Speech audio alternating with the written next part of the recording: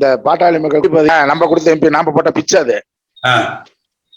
நாம போட்ட பிச்சையை கொடுத்துடணும். அதாவது தலைமை சரியில்லைங்கிறல தலைமை இது ஓ பன்னீர்செல்வம் எடப்பாடி பழனிசாமி பார்த்து கொடுத்த மேலவை எம்பியில தானே இருக்கிற அப்படின்றால அதை திருப்பி கொடுத்துட சொல்லுங்க. திருப்பி கொடுத்துட்டோம். நல்ல சூடு சொர்ணம் உள்ள ஒரு ராம்தாஸ் பையனா இருந்தா அதை திருப்பி கொடுத்துடணும் அவன். தெரியுதுங்களா? அது ஒண்ணு. மேலும் இப்ப நீங்க சொன்ன மாதிரி இப்ப 9 மாவட்டத்துக்கு எலெக்ஷன் அறிவிச்சுட்டாங்க. இப்ப இத எப்படி கொண்டு போய் அதிமுக கட்சியை வின் பண்றதுக்கு என்ன பண்ணலான்ட்டு இருக்கிறீங்க? நீங்க உங்களுடைய கருத்து என்ன? நீங்க என்ன பண்ணலான்னு இருக்கிறீங்க? அதையும் கொஞ்சம் விளக்கமா சொல்லுங்க. இல்ல, அதிமுகங்கிறது ஒரு வலிமையான கட்சிங்க. நீங்க 84ல திரு ராம்தாஸ் அவர்கள் முதல்ல வன்னியர் சங்கம்னு ஆரம்பிக்கிற பொழுதே பார்த்தீங்கன்னா புரட்சி தலைவர் எம்ஜிஆர் அவர்களுக்கு அந்த எதிரான ஒரு நிலைப்பாட்டுல தான் அவர் அன்றைக்கு ஆளுகிற கட்சியாக இருந்த அதிமுகவை எதிர்த்துத்தான் அவர் ஆரம்பிச்சார். அப்ப பாட்டாளி மக்கள் கட்சியை பொறுத்த வரைக்கும் என்றைக்குமே அது அதிமுகவுக்கு ஒரு அனுசரணையான கட்சி அல்ல. அதிமுகவுக்கு ஒரு எதிரான சிந்தனையுள்ள கட்சி. ராம்தாஸ் அவர்களே ஒரு எதிரான சிந்தனை உள்ளவர் தான். கட்சி அதாவது முதல்ல இந்த சாதி அரசியல் இருக்கக்கூடாது. சாதி மதம் அந்த மாதிரியான அரசியலை எல்லாம் தாண்டி ஒரு கொள்கை ரீதியாக சித்தாந்த ரீதியாக அதிமுக என்கிற கட்சியை நம்ம முன்னெடுத்து செல்லுகிற பொழுதுதான் அது ஒரு வலிமையான இயக்கமா இருக்கும். கட்சிக்குள்ள இருக்கிற எல்லோரையும் ஒற்றுமைப்படுத்தி ஒருமுகப்படுத்தி அதுக்குள்ள மாற்று கருத்துக்கள், அதுல வருத்தங்கள், சங்கடங்கள் இருக்கிறதையெல்லாம் சரி பண்ணி நடத்தினாலே இப்ப நம்ம 2016ல ஆட்சி அமைச்சது தனியா நின்று அமைத்த ஆட்சி தானே. அதே போல அம்மா இருக்கையில 2014லயும் தனியா நின்றுதானே நம்ம 39 தொகுதிகள்ல வெற்றி பெற்றோம். சோ அந்த வழியில தான் நம்ம இது பயணிக்கிறோம். நீங்க இன்றைக்கு தலைமையில எடப்பாடி பழனிசாமி சரியில்லாம இருக்கலாம், ஓ பன்னீர்செல்வம் சரியில்லாதவரா இருக்கலாம். ஆனா அதிமுக என்கிற கட்சியும் இதனுடைய வாக்கு வங்கியும் இதனுடைய தொண்டர் பலமும் மிக வலிமையான ஒன்று. அதான் சார் இப்ப இப்ப இந்த 9 மாவட்டத்துல என்ன பண்ண போறாங்க? என்ன இப்ப அவனுடைய இதை அறிவிச்சிட்டான் பாட்டாளி. இப்ப நம்மள வச்சு குதிரை ஏறி வந்துட்டான். சும்மா கடந்த இடத்துக்கு அவனுக்கு 5 சீட்டு கொடுத்தாச்சு, ஜெயிச்சு வந்துட்டான். பாருங்க, சேலம் மாவட்டத்துல பெரியார் யூனிவர்சிட்டியில செனட் உறுப்பினர் கொடுத்துட்டாங்க அந்த எம்எல்ஏவுக்கு. இந்த மாதிரி ஒவ்வொன்னா அவன் காய் நவுத்திக்கிட்டே போயிட்டே இருக்கிறான் அவன். நாம தான் இழிச்சுவாத்தனமா தேமுதிகவையும் விட்டுட்டோம், புதிய தமிழகத்தையும் விட்டுட்டோம். எல்லாத்தையும் விட்டதுனாலதான் ஏகப்பட்ட நம்மளுக்கு இழப்ப. இவன் ஒண்டி நம்பி, இந்த பாட்டாளி ஒண்டி நம்பி நம்ம இத்தனை பேர் தேமுதிக புதிய தமிழகம் இவங்கெல்லாம் விட்டதுனாலதான் நம்மளுக்கு பெரிய இழப்ப. செஞ்சாங்களா பரவாயில்ல தலைமையில. அதிமுகங்கிற கட்சியை நம்ம பலமா வச்சிருந்தோம்னு வச்சுக்கங்க, நம்மள தேடி 10 பேர் வருவான், நம்ம காலடியில் கிடப்பாங்க. நீங்க நம்ம கட்சியை பலப்படுத்தி அடுத்தவங்களுடைய ஆதரவுல நீங்க ஜெயிக்கணும்னு நினைக்கிற பொழுதுதானே ராம்தாஸ் போன்ற ஆட்கள் இது மாதிரியான பேரம் பேசுறாங்க. ஆமா, நீங்க நம்ம கட்சி யாருமே கூட இல்லைனாலும் அதிமுக ஆட்சி அமைக்கிற அளவுக்கு அது ஜெயிச்சிருப்பா, அது அதிமுக கட்சி தான் இந்த முறை ஆட்சி அமைக்கும் என்ற ஒரு நிலை தொண்டர்களை நீங்க பலம் திரட்டி அதிமுக வாக்கு வங்கிய பலம் திரட்டி வச்சிருந்தீங்கன்னா இவங்க எல்லாம் யாரு ஆளுங்கட்சியா வர்றாங்களோ அந்த பக்கம் ஜாலரா அடிச்சுட்டு போறவங்க தானே, அவங்க எல்லாம் நம்ம பின்னாடி ஒடியாந்துருவாங்கல்ல. நீங்க நம்ம சொந்த கட்சியை பலகீனப்படுத்தி இவங்களை எல்லாம் ராம்தாஸ கூல் பண்ணி ராம்தாஸ தாஜா பண்ணி இவங்க எல்லாம் லஞ்சம் வாங்கி லஞ்ச கேஸ் எல்லாம் ஃபேஸ் பண்ணிக்கிட்டு மொத்தமா கொண்டு போய் ராம்தாஸுக்கு கப்பம் கட்டி அவரை நீங்க ஒரு பெரிய தொகைகளை எல்லாம் கொடுத்து கூட்டணிக்கு நீங்க கொண்டு வர்றீங்க. அவர் அழுங்காம கொடுங்காம காசை வாங்கி அடுக்கி வச்சுக்கிட்டு அந்த வாக்கு வங்கியை வித்தர்றாரு. அதேதான் அந்த வாக்கு வங்கியை வித்தர்றாரு. விட்டுட்டு அது ஒரு முறை கூட ஒரு நிலையா ஒரு பக்கம் இருக்க மாட்டார். இங்க இருப்பாரு, அடுத்த தேர்தலுக்கு அந்த பக்கம் இருப்பாரு. அப்ப இந்த மாதிரியான ஆட்களை எல்லாம் நம்புறதை விட அதிமுக கட்சிய இதனுடைய தொண்டர்களை இதுக்குள்ள இருக்கிற மனமாச்சரியங்களை ஒரு ஒன்றுபட்ட அதிமுகவாக வலிமையான அதிமுகவை வச்சிருந்தா மற்றவங்களை பத்தி நம்ம கவலைப்படணுங்கிற அவசியம் இல்ல. அதுக்குதான் இப்ப வந்து அவன் வந்து நீட்டா ஸ்டேட்மெண்ட் கொடுத்துட்டான் பாட்டாளி மக்கள் கட்சி சரியான தலைமை இல்ல அப்படின்ட்டான். அதை எப்படி நம்ம நீக்கிறது? நம்ம தலைமையை வந்து எப்படி நல்ல நம்பிக்கையான ஒரு தலைமை எப்படி உருவாகுது? தொண்டர்கள்லாம் பரிதவிக்கிறோம், தொண்டர்கள்லாம் ஒத்துமையா தான் இருக்கிறோம், அதிமுக தான் இருக்கிறாங்க, எந்த மாற்றமும் இல்லை. உண்மையான தொண்டை அவனும் வெளியே போக மாட்டான், அதிமுக தான் இருக்கிறான். சரியான தலைமை இல்லைன்னு அவனே சொல்றான். இப்ப சரியான தலைமை கொண்டாடுறதுக்கு என்ன முடிவுங்கிறது தான் இப்ப நம்ம பேசி ஆகணும். இல்ல, தலைமையை கொண்டு வர்றதுங்கிறது ஒரு தொகுதிக்கு ஒரு 1000 அதிமுக தொண்டர்கள் ஒருங்கிணைந்து இந்த தலைமையை அடிப்படை தொண்டர்களால தேர்ந்தெடுக்கப்பட வேண்டும் என்கிற நிலையை வந்து நம்ம வந்து உருவாக்கணும். அதுதான் நிரந்தரமானதாக இருக்கும். ரெண்டாவது, இன்னைக்கு ராம்தாஸ் சொன்னதை நம்ம அந்த ராம்தாஸ் வேண்டாம், அதிமுகவை நம்ம வலிமைப்படுத்துவோங்கிற அளவோட நம்ம இன்றைக்கு நிறுத்திக்கலாம். ஏன்னா இன்றைக்கு ஊரக உள்ளாட்சி தேர்தல் நடக்கிற காலகட்டங்கள்ல எடப்பாடி பழனிசாமி வேண்டியவரா வேண்டாதவரா இது நமக்கு இன்றைய பிரச்சனை இல்லை. நமக்கு இன்னைக்கு பிரச்சனை வந்து இன்னும் 2 வாரம் 3 வாரத்துக்குள்ள ஊரக உள்ளாட்சி தேர்தல்ல அதிமுகவினுடைய அந்தந்த பகுதி பொறுப்பாளர்கள் தேர்தல்ல போட்டியிடுகிற பொழுது அவர்கள் வெற்றி பெற வேண்டும். அதை நோக்கித்தான் நம்ம வந்து பயணிக்கிறோம். தேர்தலுங்கிறது அக்டோபர், அதுதான் பாயிண்ட். அதற்கு பின்னால வந்து நம்ம இந்த தலைமையில யார் இருக்கணும், இருக்கிறது சரியா, அதை நம்ம எப்படி மாத்துவோங்கிறத அக்டோபர் 15 தேதிக்கு மேல நம்ம வந்து பேசலாம். இந்த ஒரு 3 வாரங்களுக்கு நம்ம பேச பொருள் என்னன்னா, இந்த ராமதாஸ் போனா போயிட்டு போறான், இந்த ஜாதிய கட்சிகளோட நமக்கு எந்த கூட்டணியும் வேண்டாம். அண்ணா பாட்டாளி மக்கள் கட்சியால நமக்கு ஏற்பட்ட பலம் என்பதை விட பலகீனங்கள் தான் அதிகம். கிடைச்சதுங்கிறது அந்த தருமபுரி கிருஷ்ணகிரியில கொஞ்சம், சேலத்துல ஒரு 5 சீட் கிடைச்சிருக்கும், தருமபுரி கிருஷ்ணகிரியில வந்து ஒரு 2, 3, ஒரு 5 சீட் கிடைச்சிருக்கும். ஒரு 7, 10 சீட்டுக பாட்டாளி மக்கள் கட்சி கூட்டணியால இந்த முறை 75ல ஒரு 10 சீட்டுக்கு பாட்டாளி மக்கள் கட்சியுடைய வாக்கு வங்கி நமக்கு உபயோகரமா இருந்திருக்கும். ஆனா 100 தொகுதியில பாட்டாளி மக்கள் கட்சியால நம்மளுடைய வாக்கு வங்கி பாதிச்சிருக்கும். தாழ்த்தப்பட்ட சமுதாய மக்கள் முழுக்க முழுக்க பாட்டாளி மக்கள் எங்க இருக்காங்களோ அதுக்கு நேர் எதிர் திசையில தான் இருப்பாங்க. இது ஒண்ணு. பிற்படுத்தப்பட்டவர்கள், மிகவும் பிற்படுத்தப்பட்டவர்கள்ல பார்த்தீங்கன்னா ஒரு சாதிக்கு மட்டும் 10.5% கொடுத்துட்டாங்கன்னு சொல்லிட்டு எல்லோரும் அதிமுகவுக்கு எதிராகத்தான் நம்ம வந்து ஓட்டு போட்டாங்க. இப்ப பாருங்க, அதேதான் அந்த 10 காரணமே அதுதான். அந்த 10.5% கொடுத்தது எடப்பாடி பழனிசாமி கொடுத்ததுனால வந்த எதிர்ப்பு அதிமுகவுக்கு. ஆனா அந்த பலன் பார்த்தீங்கன்னா இன்னைக்கு திமுக, அந்த பலன் முழுக்க திமுகவுக்கு. அதனால ஏற்படுகிற அதனுடைய பாதிப்பு முழுக்க அதிமுகவுக்கு. அப்ப நம்ம வந்து ஒரு நிலைப்பாடு எடுக்கணும். இனி ராமதாஸ் எந்த காலத்திலையும் நாங்க சாதி கட்சிகளோட கூட்டணி வைக்க மாட்டோம், சாதிய அரசியல் நாங்க வந்து செய்ய மாட்டோம். அதிமுக என்பது எம்ஜிஆர் அவர்களால சாதிகளுக்கு அப்பாற்பட்டு, மதங்களுக்கு அப்பாற்பட்டு, கொள்கை ரீதியாக திராவிட இயக்க சித்தாந்தங்களால உருவாக்கப்பட்ட கட்சி. அதனால வந்து நம்ம சாதிக்கு அப்பாற்பட்டு அதிமுக தொண்டர்களுக்கு முக்கியத்துவம் கொடுத்து, அதிமுகவுடைய பலமே தாழ்த்தப்பட்ட சமுதாய மக்கள் தானே அதிமுகவுடைய பலம். அவர்களை நம்ம பக்கம் தக்க வச்சு அந்த வலிமையில அந்த அதிமுக வாக்கு வங்கியில நம்ம பலமா நிற்கணும். எந்த காலத்துல இனிமேல் நாங்க ராமதாஸ் சேர்த்த மாட்டோம், சாதி கட்சிகளோட நாங்க கூட்டணி வைக்க மாட்டோம் என்கிற கொள்கையோடு நம்ம செய்யணும். ஏன்னா அம்மா அவர்கள் இதை செஞ்சாங்க 2006 நினைக்கிறேன். ஒரு முறை வந்து கருணாநிதி வந்து எல்லா சாதி கட்சிகளோடய கூட்டணி வச்சிருந்தாரு. ஆனா அம்மா அவர்கள் ஒரு கொள்கை முடிவாக எந்த சாதி கட்சியோட கூட்டணி வைக்க மாட்டாருன்னு சொன்னாங்க. அதுலதான் மிகப்பெரிய வெற்றியை நம்ம வந்து பெற்றோம். அதனால இந்த சாதி ரீதியான போக்குகள் அப்படிங்கிறது வந்து நமக்கு ஒரு நிரந்தர வெற்றியை வந்து கொடுக்காது.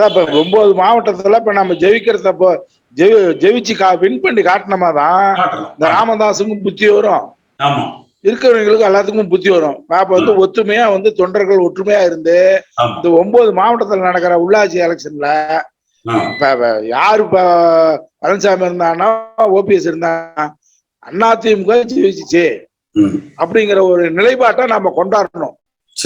இப்போ வந்து நடைபெற உள்ளாட்சி 9 மாவட்ட உள்ளாட்சி தேர்தலில் நம்ம ஒத்துமையா அனைவரும் ஒரு தாய் மக்கள் போல் செயல்பட்டால் அனைத்து இந்திய அண்ணா திராவிட முன்னேற்ற கழகத்துக்கு வெற்றி.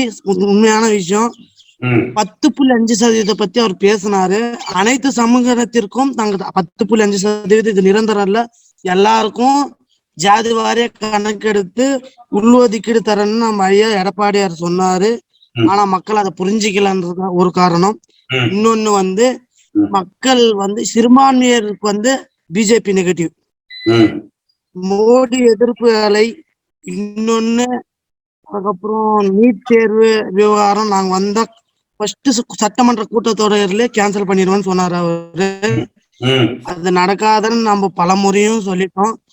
நம்ம மாண்புமிகு ஏழைகளின் முதல்வர் 5% கொடுத்தாரு, அப்பவும் புரிஞ்சுக்கலாம் மக்கள். இப்போ வர்ற இந்த உள்ளாட்சி தேர்தலை நம்ம பேஸ் பண்ணணும்னா எந்த ஒரு கோஷ்டி மோதலும் இருக்கக்கூடாது. அனைவரும் ஒரு தாய் பிள்ளை போல் பாடுபட்டா வெற்றி நமக்கு.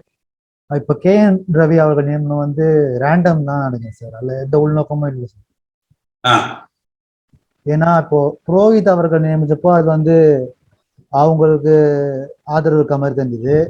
அதுக்கப்புறமும் சில ஆளுநர் நியமனம் வந்து சந்தேகத்துக்குரியதா இருக்கு. இந்த KN ரவிங்கிறவர் அது அவர் பாஜக சாதகமா இருப்பாருன்னு சொல்ல முடியல. அவரு ஆளுநராக நல்லா பண்ணிக்கலாம்னு நினைக்கிறேன். அதனால அது வந்து அதாவது பாஜக சாதகமா இருக்காது, ஆனா நியமிச்சதுல ரேண்டம் மாத்தது. அதாவது தமிழகத்துல அவங்க அரசியலுக்காக எந்த நோக்கமும் இல்லாம பண்ண மாதிரி. அதாவது அதுல எது ரொம்ப டீப்பான அரசியல் இல்லைன்னு தோணுச்சு சார். எம்ஜிஆர் மன்ற துணை செயலாளர் இருக்கேன் சார், பெரம்பூர் பகுதியில. நம்மளது வந்து அண்ணா திராவிட முன்னேற்ற கழகம் எம்ஜிஆர் காலத்திலிருந்து தோற்றுவிக்கப்பட்டது. அது எந்த நிலையா இருக்கு, நம்மளால முடிஞ்சது நம்ம பாடுபட்டு நிலைநிறுத்தணும். 9 மாவட்ட உள்ளாட்சி தேர்தல் வருது. அனைவரும் ஒற்றுமையா இருந்து பாகுபாடு இல்லாம வெற்றிக்காக பாடுபடணும். எல்லாருக்காகவும் அதாவது வெற்றி பெற ஒரே கொள்கையோட எல்லாரும் பாடுபடணும். பிரிவினை சக்தி பற்றி இருக்கக்கூடாது சார். ஒரு கட்சியில ஒரு வட்டச்செயலர் இருக்காருன்னா வட்டச்செயலர் ஒரு பக்கம் இருக்காரு, மாவட்ட செயலர் ஒரு பக்கம் இருக்காரு. கட்சியில ஏகப்பட்ட பாதிப்பு இருக்கு சார். அதை பற்றி கலையணும் சார். எல்லாம் என்ன எல்லாரும் உறுதியா அவங்க பாடுபடணும். நிறைய பிரிவினை எல்லாம் என்ன ஒரு மாவட்ட செயலர் வந்து ஒரு ஏரியாவுக்கு வந்து நம்ம யாரும் வந்து பிரிஞ்சிருக்காதீங்க, எல்லாம் கட்சிக்காக செயல்படுங்க. உங்க குறை என்ன, இது என்ன, இதை தீர்த்து வைக்கணும் சார். அந்த மாதிரி கிடையவே கிடையாது. பாக்குறதால கட்சியில இவன் ஒரு பக்கம் இவங்க கோஷ்டி அவங்க கோஷ்டி அவங்க இதை பார்க்க கட்சி தலைமை ஒண்ணு. அதை நினைச்சு எல்லாரும் பாடுபடணும் சார். மாவட்ட செயலர் ஏரியால எல்லாரையும் ஒழுங்குபடுத்தணும் சார். அப்பதான் சார் கட்சி நிலைக்கும். அதுக்கு இன்னும் கொஞ்சம் வளர்ச்சிக்கு நம்ம பாடுபடுறோம் சார். இன்னும் மிகப்பெரிய மகத்தான வெற்றியெல்லாம் சந்திக்க ஏடிக்க காத்துட்டு இருக்கு. உங்களை போல தலைவர் எல்லாரும் அதுக்காக ஒரு பாடுபடுறீங்க. உங்களுக்கு நாங்க தோல் கொடுப்போம் சார். அதுதான் சார். அதாவது வரலாற்றுல ஏடிங்க என்னன்னைக்கும் மிகப்பெரிய வெற்றி அடைந்தது என்னுடைய கொள்கை. அதுக்காக நான் பாடுபடுவேன் சார். என்ன எனக்கு எல்லாரையும் அதுக்காக உட்படுத்துவேன் சார். உங்களை மாதிரி உங்களை சந்திக்கணும், அது ஒரு எனக்கு ஒரு ரொம்ப ஆசையா இருக்கு சார். நீங்க நம்ம ஏரியாவுக்கு வரும்போது கண்டிப்பா உங்களை சந்திப்பேன் சார். அந்த என்னோட தொலைபேசி எண்ல உங்க டீட்டெயில் அனுப்புங்க. நான் நீங்க சென்னையில தானே இருக்கீங்க, நான் சென்னை வரும்பொழுது நம்ம சந்திப்போம். கண்டிப்பா கண்டிப்பா. ரொம்ப நன்றி. பாக்கியமா கருதுறேன். பக்கத்தினுடைய பாக்கியமா கருதுறேன். நன்றி. அண்ணா திராவிட முன்னேற்ற கழகம் வந்து எம்ஜிஆர் காலத்துல இருந்து இன்னைய வரைக்கும் வந்து அந்த ரெட்டலைங்கிறதுக்கு ஒரு தனி மதிப்பு மரியாதை இருக்கு. நம்ம இன்னும் வந்து அந்த ஓட்டு வங்கி வந்து ஒரு பெரிய வங்கியில நம்ம வச்சிருக்கிறோம். என்னன்னு பாத்தீங்கன்னா நம்ம இன்னைக்கு வந்து பழைய தலைமுறையில வந்து சிலவங்க வந்து வயதான காரணமா இறந்து போறதும் அல்லது அவங்களோட ஓட்டுகள் நீக்கப்படுகிறதும், புதிய தலைமுறைகள் வந்து இப்ப வந்துகிட்டு இருக்கிறாங்க. அப்படிங்கும் போது ஒருத்தவங்களுக்கு வந்து ஒரு அடிப்படை உறுப்பினர் வந்து சேர்க்கிறது எப்படி? ஏன்னா இப்ப ஒரு 18 வயசுக்கு மேல ஒருத்தவங்க வந்துகிட்டு இருக்கிறாங்க அப்படின்னா இன்னைக்கு வந்து இளைய தலைமுறையோட ஓட்டு எண்ணிக்கை வந்து அதிகமாயிருச்சு. அப்படிங்கும் போது ஒரு அடிப்படை உறுப்பினரை வந்து அவங்களை நம்ம வந்து எப்படி கலெக்ட் பண்றது, எப்படி அவங்களை வந்து சேர்க்கிறது, அவங்களை வந்து எப்படி ஒருநிலைப்படுத்தி நம்மளோட ஒரு தேர்தலை எதிர்கொள்றதுன்னு பார்த்தோம்னா கண்டிப்பா மகத்தான வெற்றி நம்ம எல்லாருமே அமைக்க முடியும். அதே போல பார்த்தா மாவட்ட செயலாளர்களோ இவங்களோ பார்த்தோன்னா ஒரு நிர்ணயம் பண்ண ரப்பர் ஸ்டாம்ப் மாதிரி ஆயிடுச்சு. இவங்கன்னா இவங்கதான் அப்படிங்கிற மாதிரி இருக்கும்போது அந்த காலப்போக்கில் நம்ம அண்ணா திராவிட முன்னேற்ற கழகத்துக்காக அந்த அடிப்படையில யாரு ஓட்டு கேட்டாலும் கேட்கலாட்டியும் ரெட்டலைக்கு ஓட்டுற உழுதுற வாட்டு கண்டிப்பா உளுந்துரும். எந்த மாட்டு கருத்தையும் கிடையாது. ஆனா நம்மளே ஒரு விஷயத்துக்காக ஒரு நார்மலா ஒரு அடிப்படை விஷயத்துக்காக போய் ஒரு ரோட்ல தண்ணி வரல, ஒரு லைட் வரல அப்படிங்கிற ஒரு விஷயம் நகரம்னா கூட அதுல வந்து ஒரு அரசியல்ங்கிற ஒரு விஷயம் இருக்கிற மாதிரி சாதனா கொஞ்சம் கலைஞ்சிட்டு நம்ம எல்லாம் வந்து ஒரு ஏற்கோட்படல பயணிச்சோம்னா நம்ம வந்து உள்ளாட்சி தேர்தலையும் ஜெயிக்க முடியும், சட்டமன்றம் ஜெயிக்க முடியும், நாடாளுமன்றத்திலும் ஜெயிக்க முடியும், பாராளுமன்றத்திலுமே ஜெயிக்க முடியும். ஏன்னா தேசிய லெவல்ல 3வது பெரிய கட்சியா வளம் வந்த கட்சி நம்மளுடைய கட்சி. அப்படிங்கும்போது கண்டிப்பா அந்த சின்ன சின்ன விஷயங்கள்லாம் இது பண்ணிட்டு போனோம்னா கண்டிப்பா பெரிய ஓட்டு வங்கி நம்மள்ட்ட இருக்கு. வருகின்ற தேர்தலில் வந்து நம்ம மிகப்பெரிய வெற்றி அடைய நிறைய வாழ்த்து இருக்குது, என்னுடைய தனிப்பட்ட கருத்து.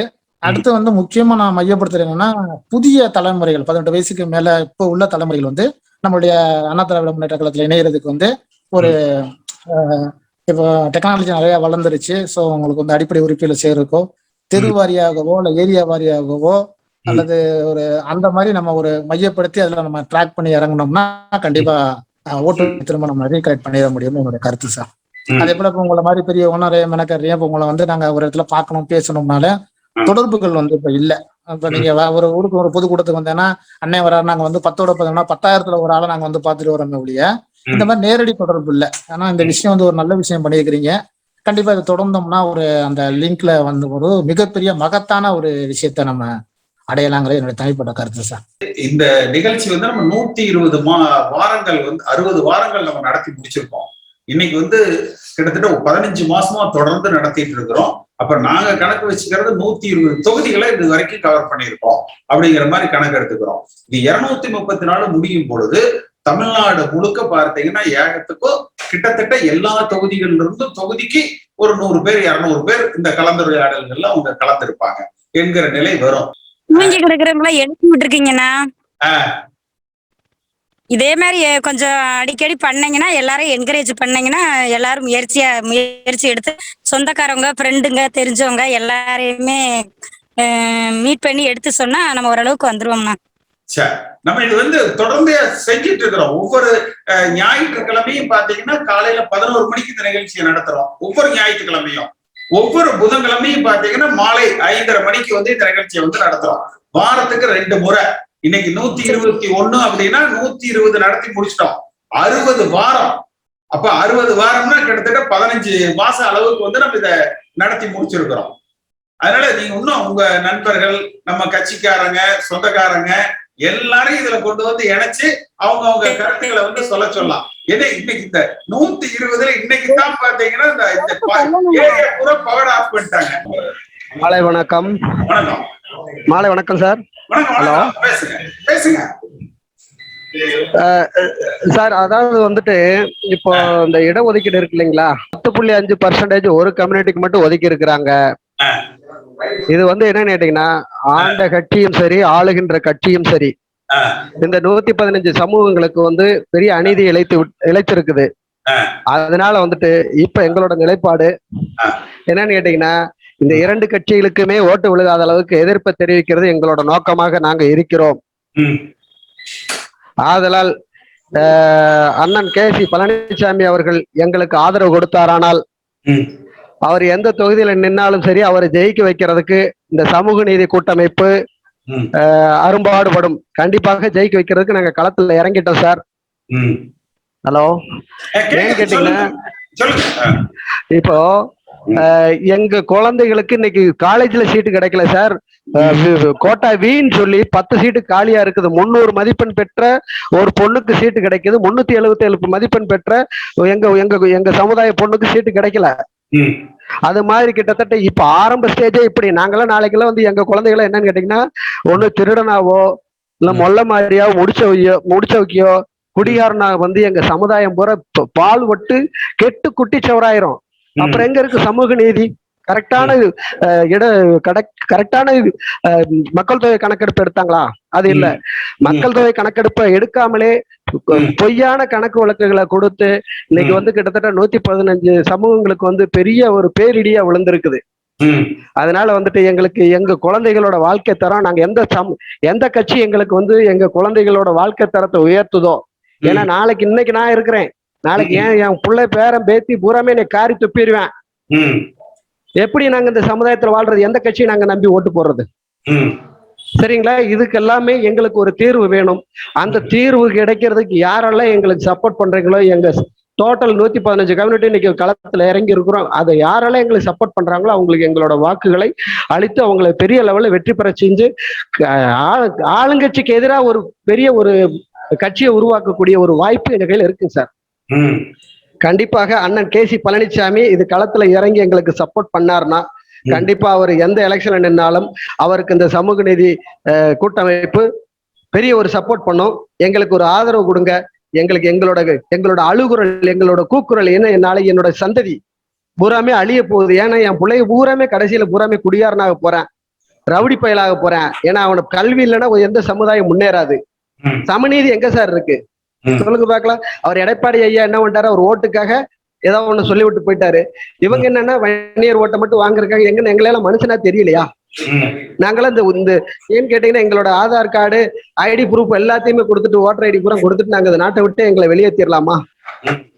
சமூக நீதி எங்க சார் இருக்கு? உண்மையான கணக்கெடுப்பு எடுத்து முறையா என்ன பண்ணணுமோ, யாருக்கும் எந்த பாதகமும் வேண்டாம், முறையா என்ன செய்யணுமோ அந்த வேலையை செய்யணும். சரி சார், அந்த வேலையை நீங்க செஞ்சீங்கன்னா கண்டிப்பா உங்களுக்கு எங்க கூட நீங்க ஒத்துழைச்சுன்னா உங்களுக்கு நீங்க ஜெயிக்க வைக்கிறது, நீங்க எல்லா இடத்துலயும் கொண்டு வர்றது எங்களோட கடமை சார். இல்ல, அதாவது அதிமுகவை ஜெயிக்க வச்சா போதும்.